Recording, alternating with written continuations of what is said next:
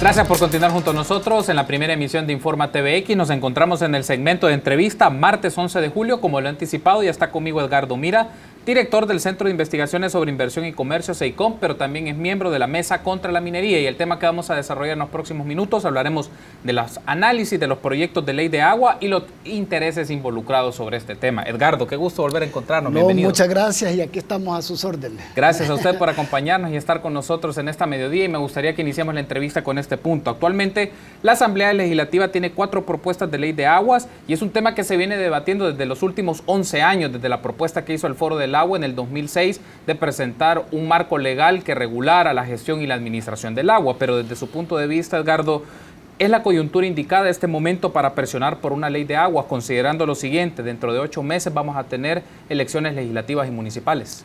Bueno, esa es la pregunta que nos hacemos nosotros. Hay que tomar en cuenta de que efectivamente las organizaciones sociales de diverso tipo, desde el 2006, venimos planteando de manera reiterativa la necesidad de que el país cuente con una ley general de aguas, pero lamentablemente esta no se ha logrado discutir a fondo, y bueno, hay que decir que ha estado un periodo prácticamente estancado, sobre todo en la última legislatura.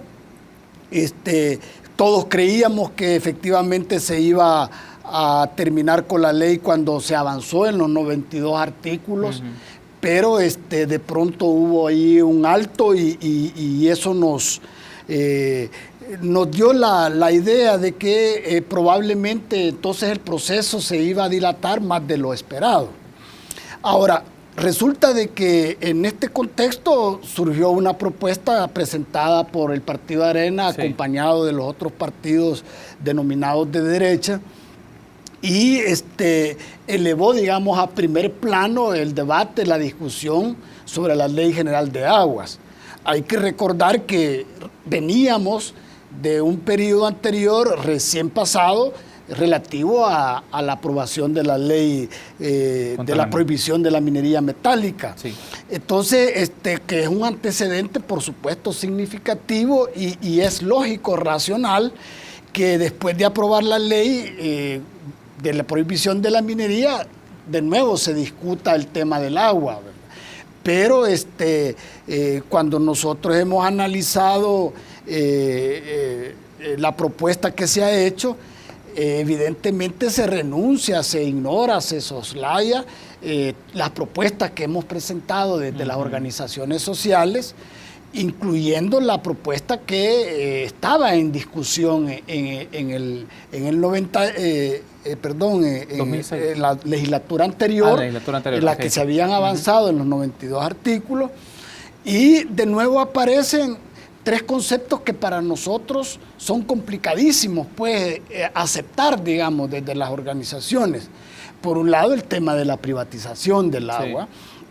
O sea, eso significa las posibilidades de que haya una explotación, que haya un usufructo del agua, para favorecer desde luego los intereses de las empresas nacionales o transnacionales que están precisamente en el negocio del agua.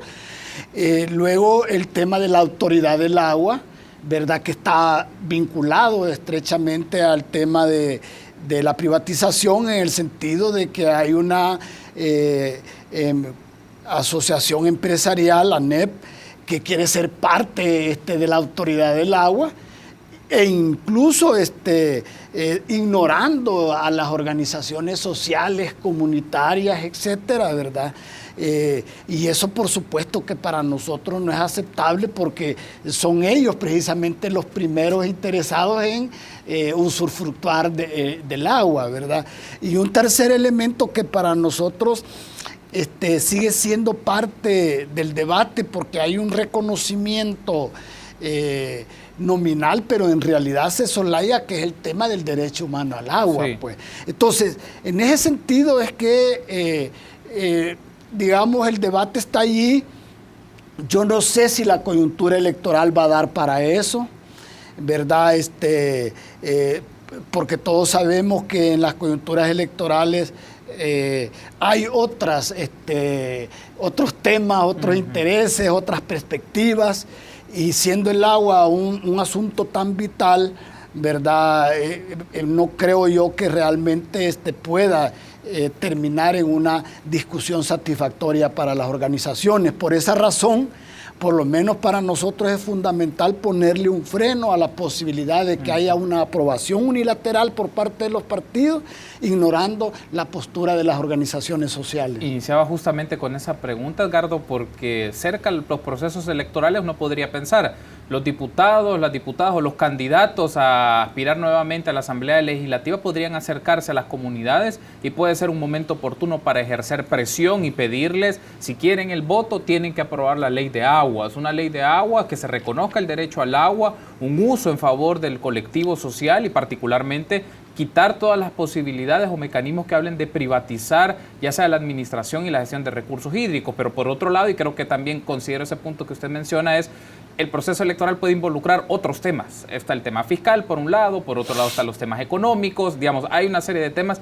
¿Cómo se puede lograr? Y eso me interesa mucho desde su perspectiva, desde las organizaciones sociales, posicionar y mantener la discusión del agua independientemente del escenario, la coyuntura electoral, que sabemos los partidos van a empezar a moverse en función de eso, o ya lo están haciendo, pero cómo el tema del agua siempre debe mantenerse en la agenda pública, en reconocimiento de los ciudadanos, y que es importante tener una ley de agua que reconozca el derecho humano al agua.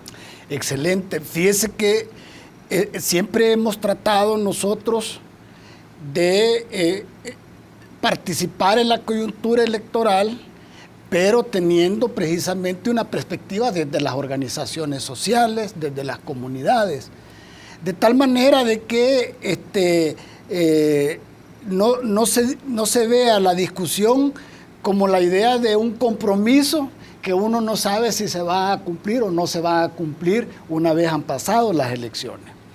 Esto sucede porque precisamente una de las características de los candidatos es que se comprometen a muchas cosas, y cuando llega ya la hora de empezar el cumplimiento empiezan a aparecer adversidades seguramente, los cuales no permite pues que esos compromisos se cumplan.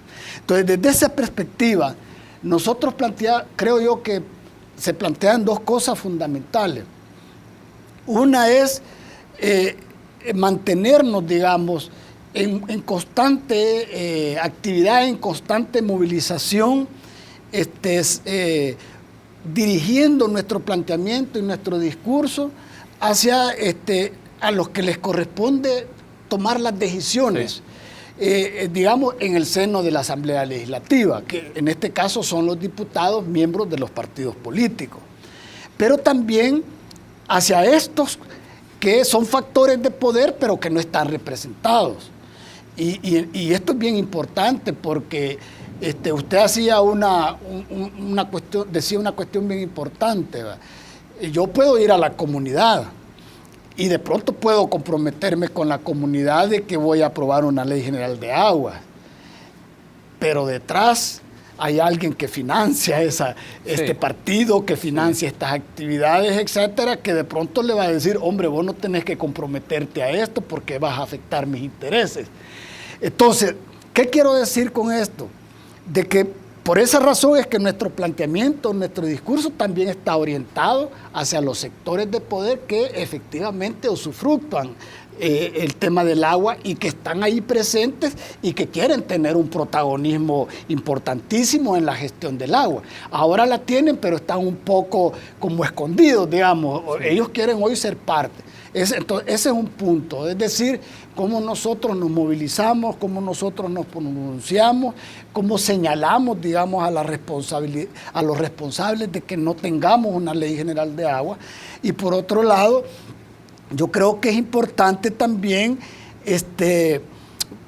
fortalecer, digamos, los procesos organizativos, las articulaciones que se están generando en torno al tema del agua, ¿verdad? Dándole un estatus significativo sobre todas las comunidades que pueden desde las comunidades también ser factores de presión en contra de aquellos que quieren explotar el agua que está en sus comunidades, hacer uso de la institucionalidad del Estado que tenemos para poder precisamente no facilitar estos procesos de explotación que hay en marcha sobre el tema del agua. Y en esta dinámica, Edgardo, de este panorama sociopolítico, si lo podemos denominar de esta manera, alrededor de una ley de agua, me llama la atención esto. ¿Ustedes consideran que como organizaciones sociales, como la Mesa contra la Minería, el Foro del Agua, las expresiones organizadas en los territorios, sus intereses están representados en la Comisión de Medio Ambiente en la Asamblea Legislativa? Es decir, sus puntos de vista, sus demandas pueden ser discutidos ahí, pero también pienso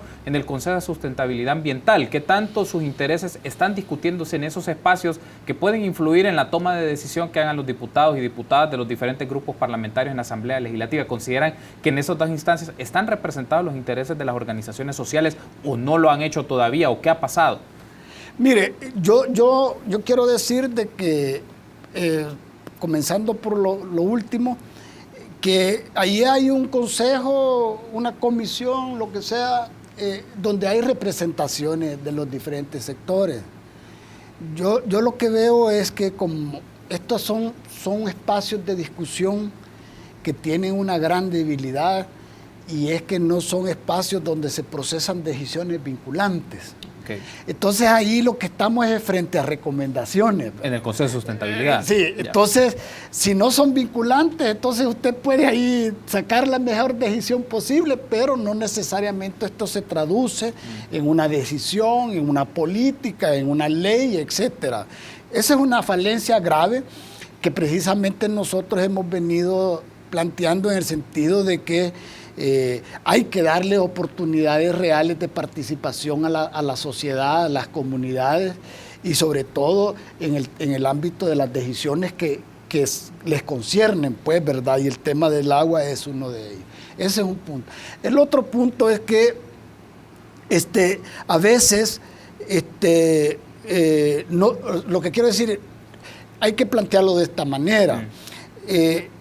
La perspectiva de la gestión del agua desde las comunidades, desde las organizaciones, siempre va a ser distinta a la perspectiva empresarial. O sea, los empresarios lo que quieren hacer es dinero, ¿verdad? Explotando el bien que se llama agua. Y nosotros lo que queremos es que, para empezar, el agua sea visto como un bien indispensable, necesario para la reproducción de nuestra vida. Sí. Y desde esa perspectiva, entonces, hay que tener en cuenta que nuestras prioridades son distintas, ¿verdad? Nuestra prioridad es el consumo humano, lo que tenga que ver con la reproducción de la naturaleza, la reproducción de la misma agua, etcétera. La visión del otro sector es dónde hay agua para sacarla y poderla vender. O sea, para ponerlo de esta manera bien cruda, ¿verdad? Entonces, en ese marco, espacios reales de consenso son bien difíciles, son bien complicados. Sí se mantienen, pues, ¿verdad? Esta diferencia de enfoque, esta diferencia de perspectiva sobre el tema del agua. Antes de irnos a la pausa, Edgardo, me gustaría tener su punto de vista sobre esto. ¿Cuál considera que es el rol del Ministerio de Medio Ambiente en este escenario, en esta dinámica política sobre la propuesta de una ley de agua? ¿Cuál considera usted que ha sido el rol del Ministerio de Medio Ambiente y el que debe de jugar en esta discusión? Bueno, mire, nosotros hemos conocido como diferentes momentos o diferentes facetas. Un primer momento entendemos que ellos asumieron una relación, una coordinación con las organizaciones sociales, comunidades, cuyo resultado fue una propuesta de ley que fue presentada, asumida por el gobierno, y que fue la que se empezó a discutir en la Asamblea en la legislatura anterior. Perdón que le interrumpa, Edgardo, es que ¿por qué se lo menciono? Ayer estuvo con nosotros Guillermo Mata Bennett y él mencionaba que era un punteo el que presentó la ministra de Medio Ambiente y luego la ministra de Medio Ambiente mencionó de que era un borrador que se había trabajado. Entonces queda la discusión y creo que vale la pena mencionarlo para la audiencia. ¿Qué fue al final lo que se presentó? Un documento que tenía un conjunto de artículos, era un punteo. ¿Qué es lo que era esto? Porque queda la duda de que parece que el Ministerio de Medio Ambiente, como usted ha mencionado, ha tenido facetas distintas sobre esto. Es que a eso voy. Okay. Me estoy refiriendo a la legislatura anterior, es decir, en el 2012-2015. Ahora, en la legislatura presente, la ministra de Medio Ambiente reconoció que ellos habían estado en un proceso de negociación con ANEP. Okay. Y resultado de esas negociaciones salió una nueva propuesta. Una nueva propuesta que la ministra le llama apuntes o guiones. Punteo, ajá. Pero si usted ve el documento, es una propuesta de ley, pues porque está de acuerdo a los considerandos, etcétera. Tiene artículos y todo. Exacto. Entonces, es una propuesta de ley. Es una propuesta de ley que se logró conocer públicamente, pero no necesariamente fue presentada por la ministra a la Asamblea Legislativa.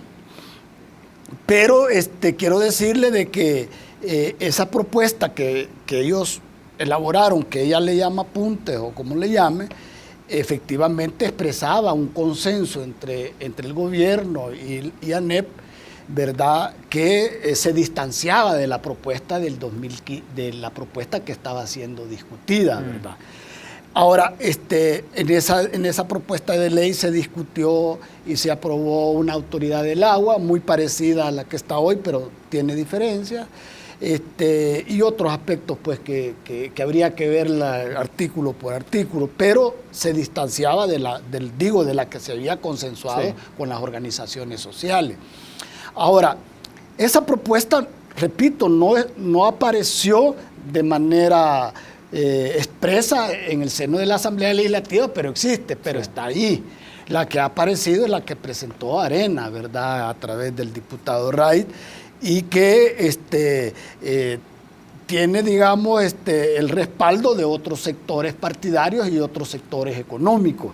Ahora, lo que yo creo, y hay que decirlo, ¿verdad?, es que nosotros, frente a la propuesta esa que fue negociada, pero que no se ha presentado de manera explícita y pública, por supuesto que no estamos de acuerdo, mucho menos estamos de acuerdo con la que se plantea hoy a través del Partido Arena. Sí. Para nosotros, incluso como mesa, sería muy importante, significativo, de que se retome de la discusión de la propuesta de ley, que se reconozcan los 92 artículos, ¿verdad?, y que precisamente podamos avanzar en la discusión de aquella ley, en tanto que ya está avanzada y en tanto que expresa o refleja un consenso significativo entre los sectores sociales y esta instancia gubernamental. Perfecto, Edgardo. Tenemos que hacer una pausa, pero en el siguiente bloque seguiremos hablando de cuáles son los intereses alrededor del tema del agua. Permítanos una pausa, luego 12 minutos.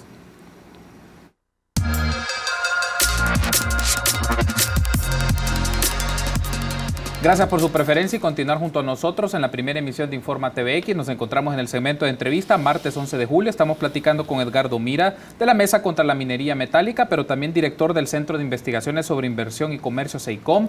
Hablamos sobre los análisis de los proyectos de ley de agua y los intereses involucrados sobre esto. Para esto, entonces, iniciando este segundo bloque, quiero aprovechar un bloque de una entrevista que se realizó a Omar Serrano. Omar es vicerrector de Proyección Social de la UCA y nos dio su punto de vista sobre los intereses nacionales alrededor del tema del agua. Veamos entonces esa intervención y luego regresamos para las valoraciones de nuestro invitado. El asunto es la Ley General de Agua, ¿verdad? En el caso de la minería, por ejemplo, creo yo que fue gracias a la histórica lucha de comunidades, de organizaciones como la Mesa frente a la minería metálica, de la Iglesia que intervino decididamente, de académicos que colaboraron en la formulación de la ley. Pero básicamente, yo lo dije en este mismo espacio hace algunas semanas, básicamente la ley de la minería tocábamos intereses transnacionales. No digo que no hubiesen intereses nacionales, los había, pero eran esencialmente intereses de una transnacional australiana. En el caso del agua, yo lo decía premonitoriamente en este espacio, va a ser más difícil porque estamos tocando intereses nacionales, concretamente intereses de cañeros, de los grandes cañeros estoy hablando, intereses de las grandes industrias envasadoras de bebidas, intereses también de grandes ganaderos, que son los que le tienen miedo a declarar el agua como un derecho humano, pero si entendieran de verdad ellos también necesitan que se declare el agua como un derecho humano y que se regule, que haya un marco jurídico general.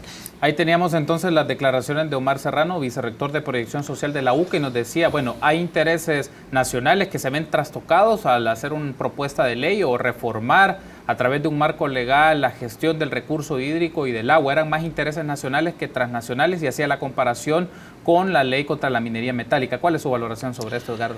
Bueno, primero hay que decir que coincido mucho con lo que plantea Omar, pero yo sí creo de que aquí hay fuertes intereses transnacionales también, ¿verdad? Okay. Hay que tomar en cuenta que, por ejemplo, las principales envasadoras de bebidas gaseosas y cervezas son empresas transnacionales y son las que históricamente han venido explotando a gran escala nuestros bienes hídricos, ¿verdad? Eso es conocido en nuestro país. Ahora, yo creo que también hay que decir de que estos intereses efectivamente se expresan en la área industrial, en el área agropecuaria, etcétera, en la industria de las bebidas gaseosas. Y en esto quiero decir algo importante, pues, que nosotros solemos ver el tema del agua solo desde el punto de vista del consumo. Y no tomamos en cuenta de que cuando hablamos del agua hay que verlo en una diversidad de expresiones o de manifestaciones, y una de ellas es los usos del agua. Digo esto porque, por ejemplo, si hablamos, por ejemplo, de maquila, la gente puede creer que no utiliza agua para maquila, pero si nosotros investigamos, nos damos cuenta que para producir la tela, para producir el algodón, para mover la maquinaria, se necesitan también inmensas cantidades de agua. O sea, en ese sentido, hay que ver, o sea, el agua no hay que verlo solo para el consumo, sino hay que verlo en su diversidad de usos, y por esa razón es que hay todos estos intereses de por medio. Si usted se da cuenta, por ejemplo, es bien probable que en los diferentes parques industriales que hay en el país, seguramente ahí hay ya un control sobre el agua que está en el subsuelo. ¿Por qué? Porque esa agua la utilizan para diversidad de actividades productivas y desde luego también para actividades humanas, ¿verdad? Entonces, en ese sentido es que el tema de los intereses que tienen que ver con el agua son diversos, están expresados en diferentes lados. Por esa razón es que hay también desde los sectores económicos una resistencia terrible a que haya una mayor regulación del agua. ¿Por qué? Okay. Porque fíjese que ahorita, por ejemplo, hay una gran comodidad entre los sectores que explotan el agua. Como no hay tipo de regulación, entonces los regantes utilizan lo que quieren, pagan lo que quieren, aunque hay unos cánones que realmente son risibles. Los cañeros utilizan el agua que quieren, como quieren, la contaminan cuando quieren y no hay ningún problema. En la industria, ¿verdad?, se utiliza el agua, se botan los desechos líquidos sin ningún... O sea, ese es el desorden que ellos quieren. Por eso es que hay también una oposición fuerte a que haya una ley general de agua, porque una ley general de aguas también contribuiría a la regulación de esta agua en sus diversos usos y, por supuesto, teniendo en cuenta a aquellas personas o aquellas empresas que utilizan el agua. Quiero aprovechar otro recurso de la entrevista que realizamos ayer al diputado Guillermo Mata Bennett, que nos dio su punto de vista sobre el nuevo marco legal o la nueva propuesta de ley que presentaron los partidos de derecha sobre la ley de aguas, que ahora serían 4 proyectos de ley que están discutiendo en la Comisión de Medio Ambiente de la Asamblea Legislativa. Veamos lo que nos dijo el diputado Mata Bennett y regresamos con las valoraciones de nuestro invitado.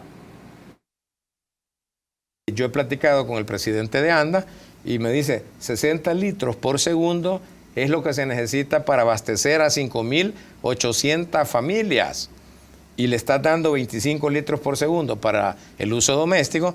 Entonces, aquí queda develado completamente que en la práctica no va a ser así y que vamos a continuar igual, ¿verdad? Ahorita el 67% es para la agricultura, la agroindustria, y apenas el 27% para uso doméstico. Con este artículo, y los expertos no pudieron contestar por qué, es decir, hasta 60 litros por segundo tú no tienes que pedir permiso. Entonces, ¿qué es lo que va a pasar? Que va a haber una sobreexplotación de agua, porque van a llegar al tope, y cuando nosotros revisamos cómo se ha ido desarrollando la industria y la producción de la caña, tú te encuentras con cifras exorbitantes. Se necesitan casi más de 1000 metros cúbicos por cada planta en su desarrollo vegetativo. Y se necesitan al año, tomando en consideración que la eficiencia del riego que utilizan ellos es apenas del 25%, pero necesitan 410 millones de metros cúbicos de agua en la industria del azúcar. Entonces, esta ley, Carlos, está hecha a la horma del zapato de los cañeros. Ahí teníamos entonces declaraciones del diputado Guillermo Mata Benes del grupo parlamentario del FMLN, y ayer nos hablaba sobre esto, Edgardo, y me llama la atención porque la pregunta iba en función de los usos del agua y qué tan importante debe de quedar consignada en un marco legal cuáles son los usos que reconoce el Estado en la gestión del agua. Y usted nos decía, no solamente es el uso en el consumo directamente, también se puede ver para una serie de actividades industriales, económicas, de construcción y agropecuarias. Y él mencionaba algo interesante, que puede dar esta nueva propuesta de ley que llega a la Asamblea Legislativa, que puede ir en función de los intereses eminentemente cañeros por la cantidad de agua que necesitan para sus actividades agropecuarias, ¿verdad? Excelente. Fíjese que, bueno, cabal, ¿verdad? Estamos hablando de los usos. Y ahí se puede ir quizás como sacando una radiografía, cuáles son los sectores que pueden estar interesados en el desorden que tenemos actualmente, ¿verdad? Yo sí creo de que la ley debe de apuntar a una mayor regulación y control sobre el tema de los usos. Eso estamos claramente convencidos.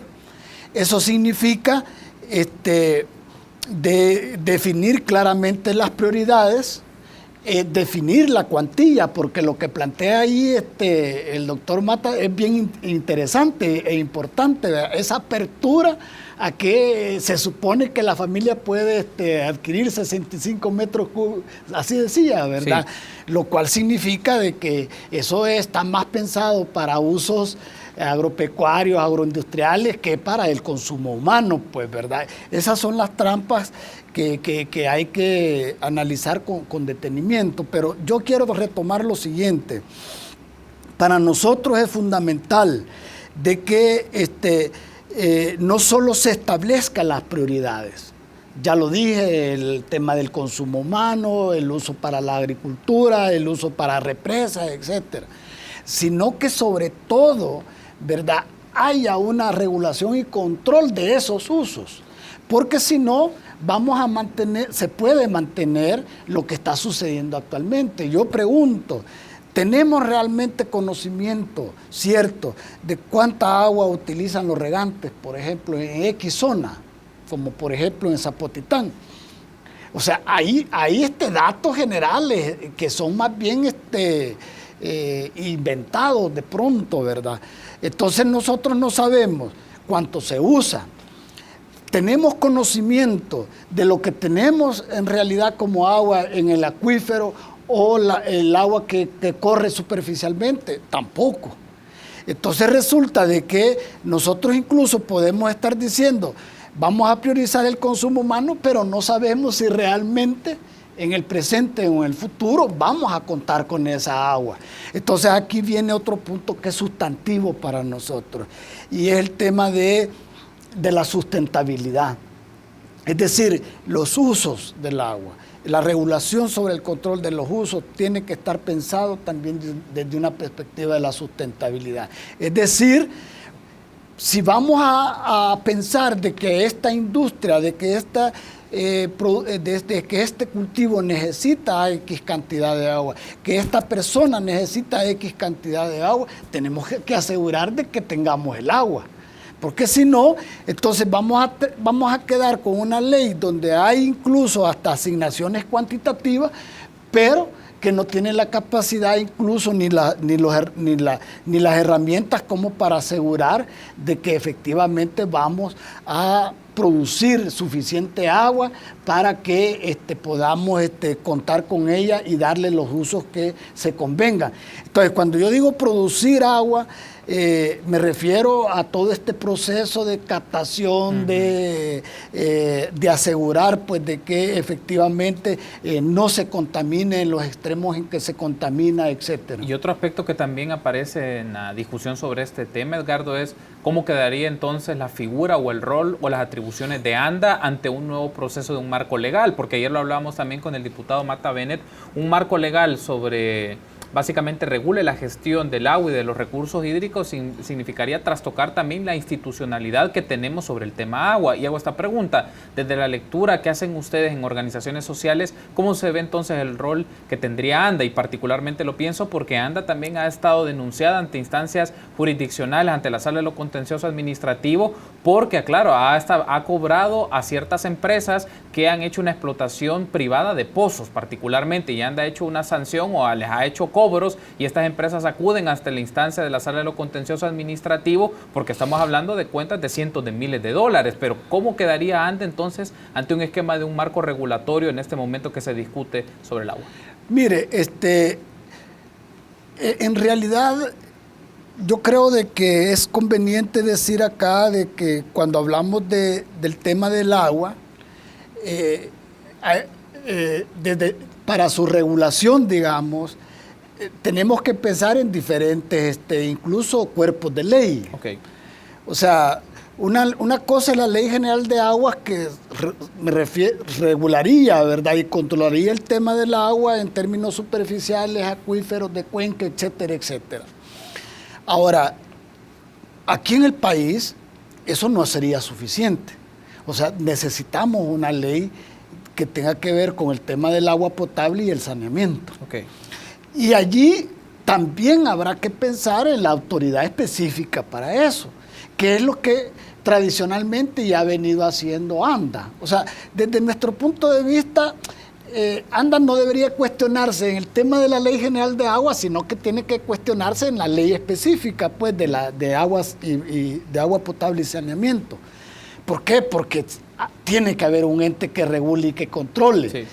Lo que sí estamos claros, y usted lo decía, porque ANDA tiene una gestión bastante deficiente, diría yo.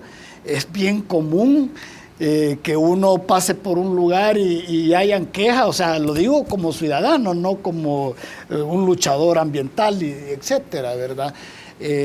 Donde hay evidencias sistemáticas, continuas de la manera en que ellos atienden las demandas de la población, además de la parte de los cobros, etcétera. Entonces, a mí me parece de que en una ley específica sobre la ley hay que tocar el tema de ANDA y desde luego aspirar pues, a que sea una institución que efectivamente aporte significativamente a una gestión del agua en el ámbito del agua, de lo potable y de los saneamientos, que efectivamente satisfaga los intereses de los sectores mayoritarios, populares, que son los que hoy afrontan precisamente el principal déficit. Es decir, en el caso entonces de explotación de pozos para el consumo humano, para agua potable, a su criterio, estos aspectos deben de estar consignados en el marco regulador general, en la ley de aguas, y no necesariamente un marco más especializado que tenga que ver sobre acueductos y agua potable, solo para dejarlo un poco claro. Mire, vamos a ver. Tiene que haber un planteamiento en la Ley General de Aguas sobre eso que usted ha expresado, ¿verdad? Okay. Porque aquí hay abusos, ¿verdad? Por ejemplo, hay condominios que hacen su pozo y hacen una explotación del agua sin ningún tipo de autorización, creyendo de que eso está regulado por ANDA, sí, o que está vigilado o controlado por ANDA. Entonces, vamos a ver, la Ley General de Aguas debe de contener orientaciones generales sobre cómo se va a visualizar el tema de los acuíferos, por ejemplo, y en qué medida o en qué condiciones esos acuíferos pueden ser explotados, o mejor dicho, utilizados, ¿verdad? Ahora, si eso pasa a un ámbito que tenga que ver, por ejemplo, con condominio, con un uso, digamos, residencial, comunitario, etc. Entonces, la parte de la potabilidad y el saneamiento debe de ser una responsabilidad ya contemplada en la ley de agua potable y saneamiento, cuya autoridad, pues yo no sé si es ANDA, pero así se llama y no creo que hay que estar, no necesitamos estar cambiando nombres, sino, yo diría, mejorando sustancialmente sus atribuciones y sus responsabilidades.